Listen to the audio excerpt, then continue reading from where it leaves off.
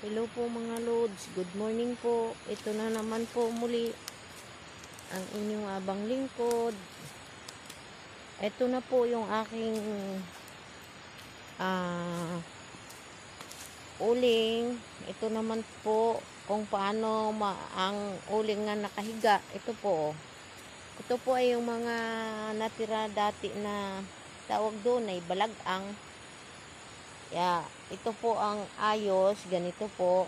Mamaya, itangkal-tangkal ko na naman po yung mula sa malaki, papunta po sa pinakamaliit, sa last po.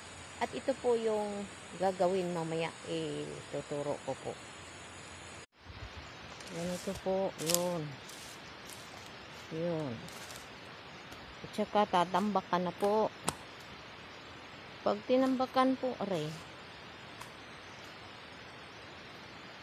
lalagyan lamang po ng harang para hindi po mabubuhay yung lupa.